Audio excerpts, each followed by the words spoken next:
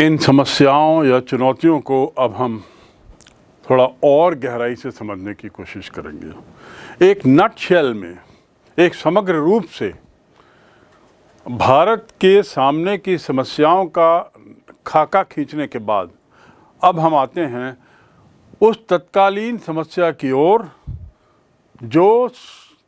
जिसका निराकरण, जिसका समाधान तो था नहीं, लेकिन उससे जुड़ी हुई जो दूसरी समस्या थी विस्थापन और पुनर्वास की, वह त्वरित कार्यवाही की मांग कर रही थी।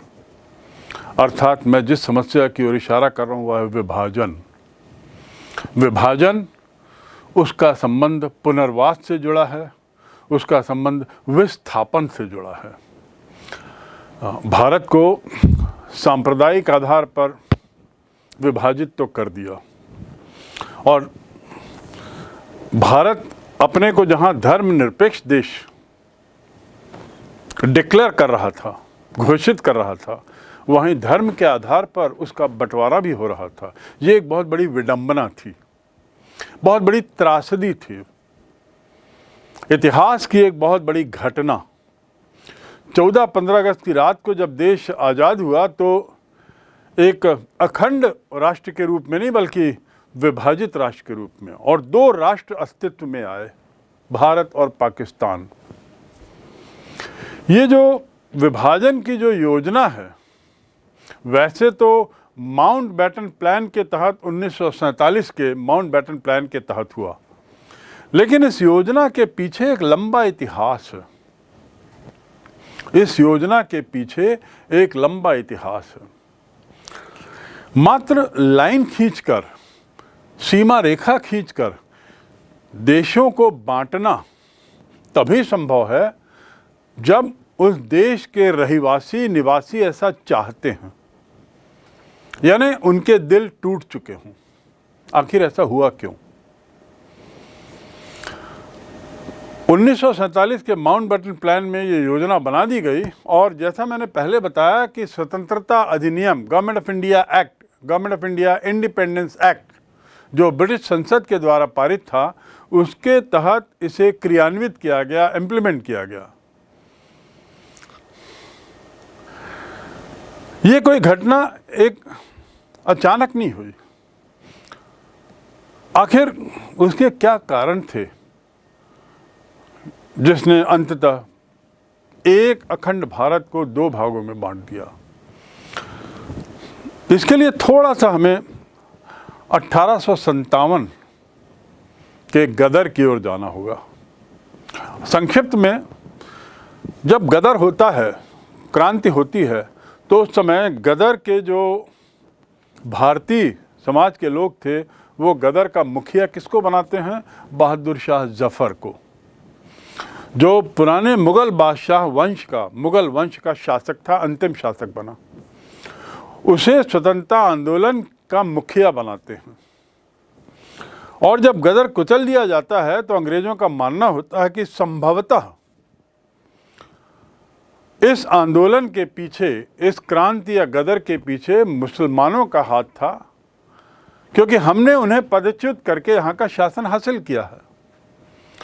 तो ऐसी शंका के मद्देनजर 1857 के बाद देश के शासन में उन्होंने इस वर्ग के लोगों को दूर रखा, और डिवाइड एंड रूल की नीति के तहत, बांटो और राज करो की नीति के तहत उन्होंने हिंदुओं को बढ़ावा दिया। यहाँ पर शुरू होता है हिंदू और मुसलमानों के बीच में के दिलों को तोड़ने का एक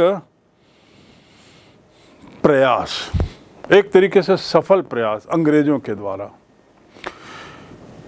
1857 के बाद अंग्रेजों की इस नीति का परिणाम यह होता है कि हिंदू समाज, हिंदू तबका आर्थिक दृष्टि से, शैक्षणिक दृष्टि से, सामाजिक दृष्टि से थोड़ा आगे बढ़ जाता है, और मुस्लिम वर्ग उस हद तक पीछे रह जाता है क्योंकि वो वंचित वर्ग है। हिंदू धर्म के अनुयायियों का शिक्षित हो जाने का परिणाम ये होता है कि अगले 30 वर्षों के आते आते, यानी लगभग 1875 के आते आते, हिंदू लोग थोड़ा उग्र हो चलते हैं अंग्रेज़ों के खिलाफ, क्योंकि अब वो शिक्षित हो चुके थे, अंग्रेजी शिक्षा पाई थी और अंग्रेजी शिक्षा आदि के माध्यम से उन्होंने विश्व के इतिहास को बेहतर समझा था और जाना था कि स्वतंत्रता क्या है आदि आदि। तो वे उग्र हो चले थे। अब जहां हिंदू उग्र होने लगे, अंग्रेज़ों ने अब फिर से मुस्लिमों का दामन पकड़ने की कोशिश की और वहां से 1875 के आगे फिर वो मुसलमानों को आगे बढ़ाते हैं और हिंदुओं को पीछे करते हैं।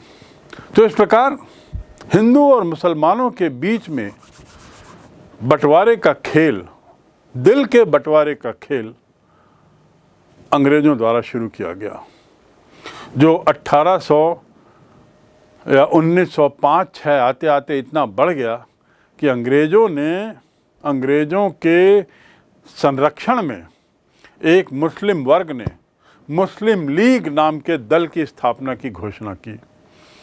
ये घटना 1906 की है और इस दल की स्थापना में अंग्रेज़ों का वरद हस्त था। ये दल ढाका गया था और ढाका में उसने ब्रिटिश वाइसरॉय की मदद से इस दल के स्थापना की घोषणा की थी और इसका लक्ष्य था मुसलमानों को उनके अधिकार दिलाना। तो इस प्रकार मुस्लिम लीग अब मुस्लिमों के लिए, तो इसकी प्रतिक्रिया क्या हुई कि उसने कांग्रेस को हिंदुओं का दल बताने का प्रयास किया और अंग्रेज भी ऐसा बताने में पीछे नहीं थे।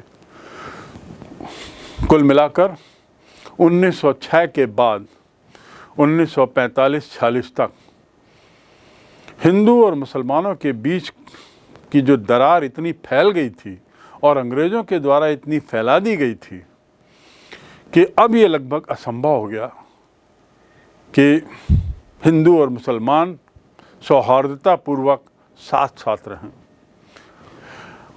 अंग्रेज़ों ने तो हिंदू मुसलमानों के बीच के झगड़ों को बढ़ावा देते हुए उन्होंने ये प्रयास भी किया कि भारत की स्वतंत्रता को टाला जाए, लेकिन अंततः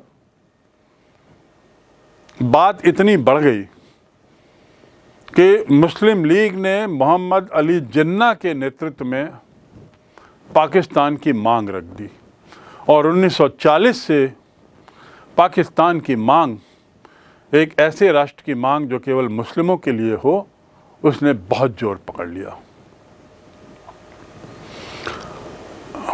there was no looking back, अब पीछे मुड़ना मुश्किल था। तो इस प्रकार अंततः 1947 में अखंड भारत दो हिस्सों में टूटा, विभाजित हो गया और माउंटबेटन प्लान के तहत उसकी सीमा रेखा खींची गई। निष्कर्ष ये कि देश का विभाजन जो है वो राष्ट्रीय आंदोलन के साथ साथ मुस्लिम लीग द्वारा सांप्रदायिकता की राजनीति और अंग्रेज़ों द्वारा उसमें फूट डालो और राज करो के शासन की नीति का परिणाम ही थी और कुछ नहीं। कांग्रेस के नेताओं ने त्रस्त होकर अंततः देश का विभाजन स्वीकार किया, यद्यपि उन्होंने उसे उचित नहीं माना। विभाजन सैद्धांतिक रूप पर कभी उसे उचित नहीं माना, इस बात को आप ख्याल रखें। उसूलन वे विभाजन के खिलाफ थे, लेकिन व्यावहारिक दृष्टि से अब कोई रास्ता नहीं था। उनका ये मानना था कि विभाजन अब एक वास्तविकता है, इट इज़ ए रियलिटी, यानी विभाजन से अब बचा नहीं जा सकता। जब उनको लग गया कि विभाजन से बचा नहीं जा सकता, तभी मन मसोस कर रह गए और अंततः उन्होंने विभाजन के लिए अपनी सहमति दे दी। वास्तविकता को स्वीकार करना पड़ा। गांधी, उनका तो यहाँ तक कहना था कि भारत का विभाजन उनकी लाश के टुकड़ों पर होगा, लेकिन ऐसा नहीं हुआ। अंततः उन्हें भी विभाजन की सच्चाई को स्वीकार करना पड़ा और विभाजन के लिए अपनी सहमति देनी पड़ी। महात्मा गांधी की शहादत को लेकर आपकी पुस्तक में एक घटनाक्रम दिया हुआ है और ये समझाने की कोशिश की गई है कि किन परिस्थितियों में, ये बताने की कोशिश की गई कि किन परिस्थितियों में विभाजन को स्वीकार किया गया। 15 अगस्त 1947 को, जैसा मैंने पहले बताया, गांधी इस प्रसिद्ध फोटो में नहीं दिखाई दे रहे हैं। जिस आंदोलन का वो केंद्र थे, राष्ट्रीय आंदोलन, उसने जब अपने लक्ष्य की प्राप्ति की, स्वतंत्रता की, तो जहां उस लक्ष्य की प्राप्ति का प्रतीक का जश्न मनाया जा रहा था, वहां पर गांधी उपलब्ध नहीं थे। वो तो कहीं और थे। वे कलकत्ता के उन इलाकों में डेरा डाले हुए थे जहां हिंदू और मुसलमानों के बीच में सांप्रदायिकता के नाम पर भयंकर दंगे हो रहे थे, मार काट मची हुई थी, तलवारें चल रही थी, लोग जलाए जा रहे थे, दुर्व्यवहार हो रहा था। उसके दृश्य बड़े भयावह हैं। सांप्रदायिकता की ये हिंसा की बात जब उन तक पहुंची तो उनके मन को बहुत चोट लग गई और उनका मन टूट गया।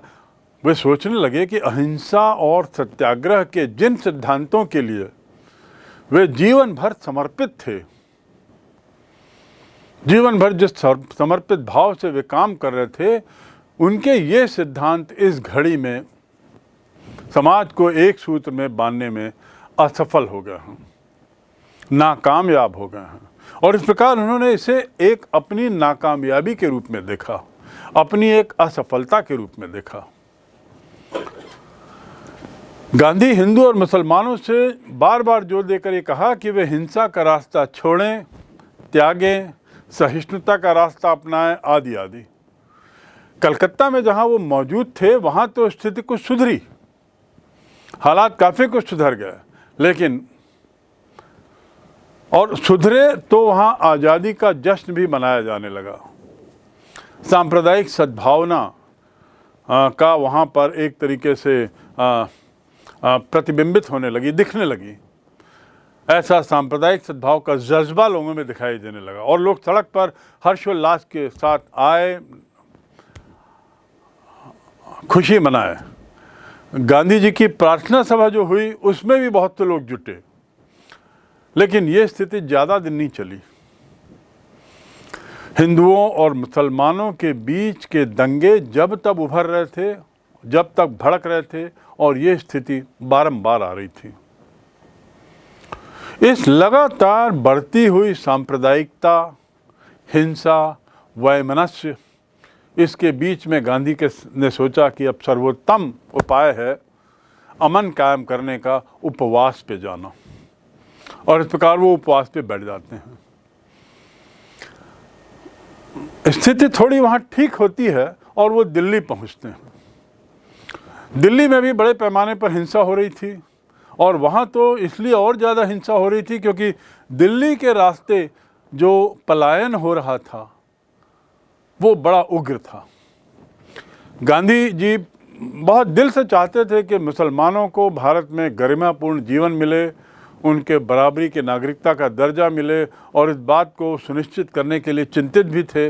भारत और पाकिस्तान के संबंधों को लेकर भी उनके मन में बड़ा तनाव था, चिंताएं थी। उन्हें लग रहा था कि भारत की सरकार पाकिस्तान के प्रति अपनी वित्तीय वचनबद्धताओं को पूरा नहीं कर रही है। ये वित्तीय वचनबद्धताएं क्या हैं? जब अंग्रेज़ों ने माउंटबेटन प्लान के तहत भारत पाकिस्तान का विभाजन किया था तो कुछ शर्तें भी थीं। उस शर्तों के तहत कुछ पैसे का लेन देन भी था सरकारों के स्तर पर, और उसमें भारत सरकार को पाकिस्तान सरकार को कुछ पैसा देने का समझौता हुआ था। वो पैसा कई कारणों से देने की जरूरत थी, निष्कर्ष ये कि समझौता हुआ था। गांधी जी को शंका हो रही थी, बार बार ये चिंता सता रही थी कि भारत इस बढ़ती वैमनस्यता के मद्देनज़र शायद पाकिस्तान को वादा किया गया पैसा नहीं देना चाह रहा है, अपनी वचनबद्धता से मुकर रहा है, और इस बात को लेकर बड़े नाराज थे। इसी बात के मद्देनज़र इसी बात को सोचकर उन्होंने 1948 की जनवरी में फिर उपवास रखना शुरू किया। हम आ गए हैं जनवरी 1948। भारत स्वतंत्र हो चुका था 15 अगस्त 1947 को, और अब हम 6 माह बाद के घटनाक्रम पर आ गए हैं, जब गांधी जी ने देखा कि भारत सरकार अपने वादों से मुकर रही है, सांप्रदायिकता अभी भी बरकरार है, हिंसा बरकरार है, तो उन्होंने पुनः उपवास, इस बार लेकिन दिल्ली में। ये जो उपवास था उनका जनवरी 1948 का, ये अंतिम उपवास साबित हुआ। कलकत्ता की तरह दिल्ली में भी जब उन्होंने उपवास रखा तो थोड़ी हिंसात्मक गतिविधियां कम हो गई, उसका कुछ जादुई असर हुआ, सांप्रदायिक तनाव कम हो गया, हिंसा कम हुई। दिल्ली और उसके आसपास के क्षेत्र के लोगों ने भी गांधी के उस उपवास को सीरियसली लेते हुए, गंभीरता से लेते हुए अपनी अमानवीय गतिविधियों पर रोक लगाई।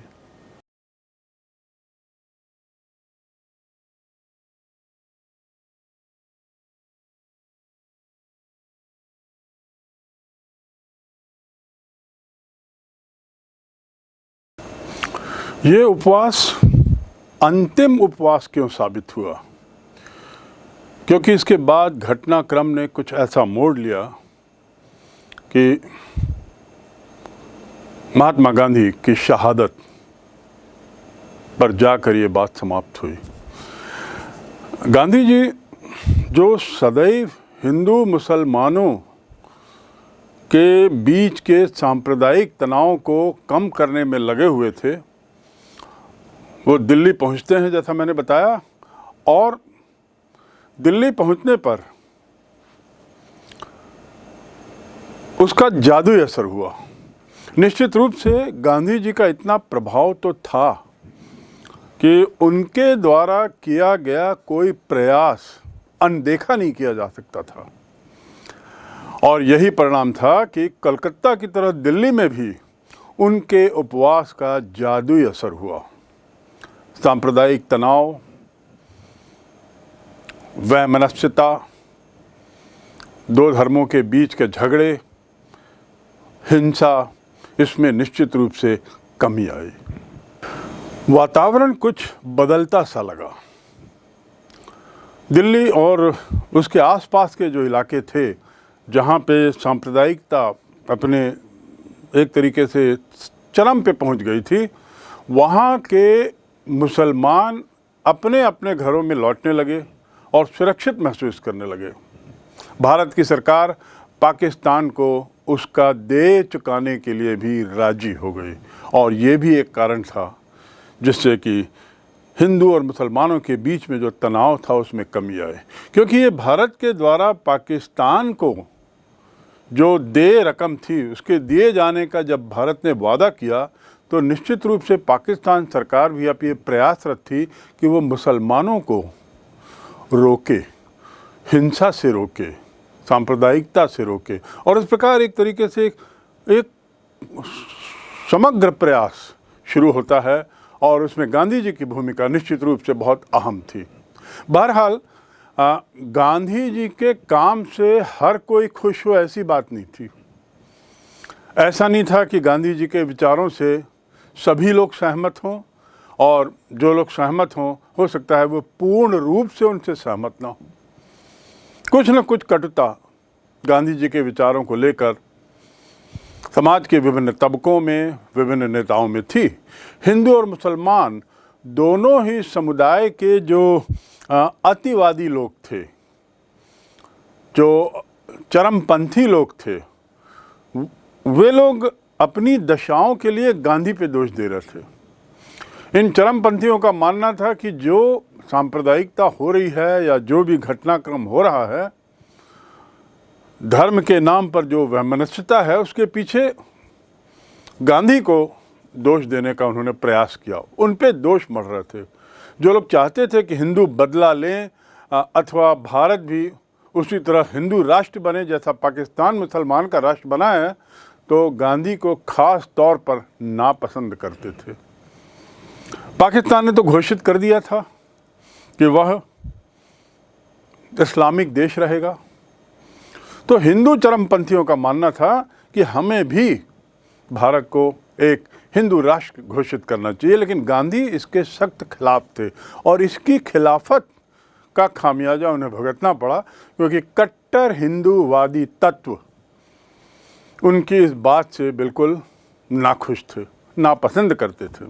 तो ये हुआ पहला मुद्दा जिसमें गांधी से नाखुश लोग क्यों थे। इन लोगों का आरोप था कि गांधी मुसलमानों के, गांधी पाकिस्तान के, उनके हित में काम कर रहे हैं। लेकिन गांधी मानते थे कि वे लोग गुमराह हैं।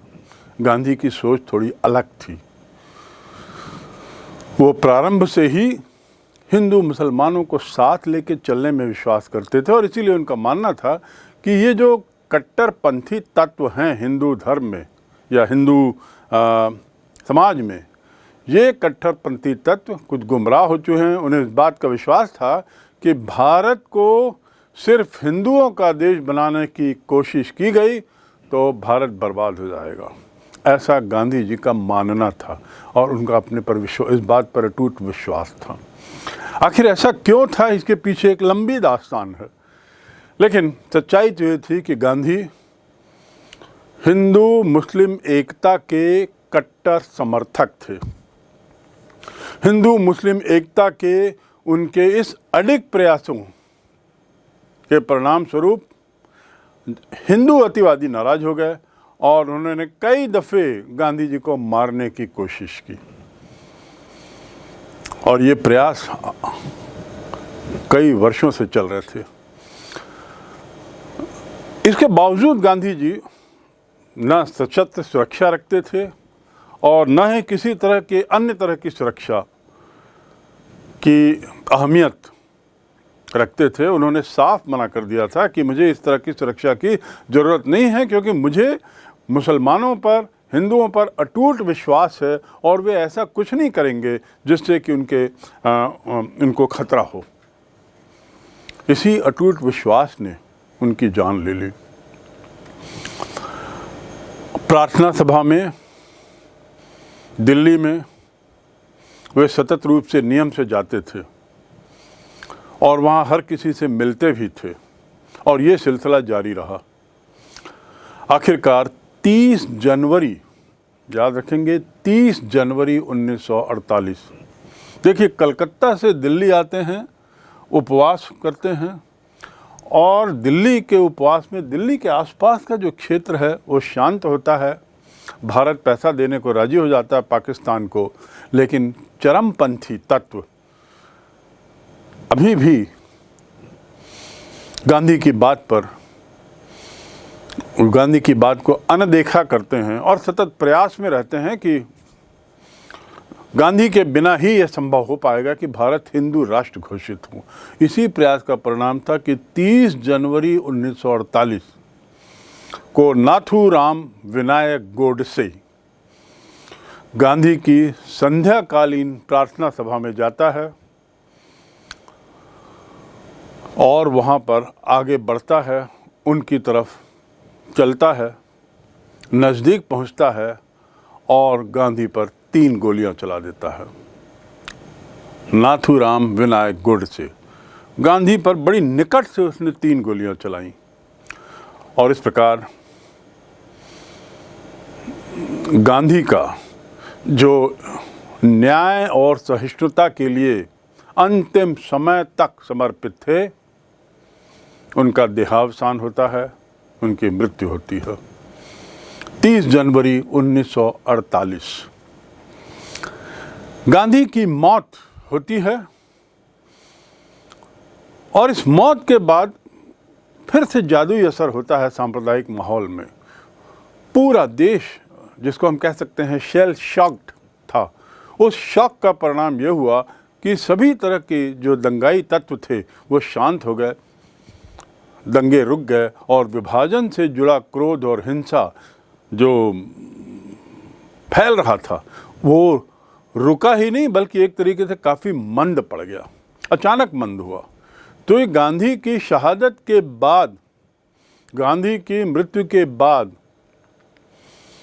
भी उनका असर स्पष्ट दिखाई दे रहा था।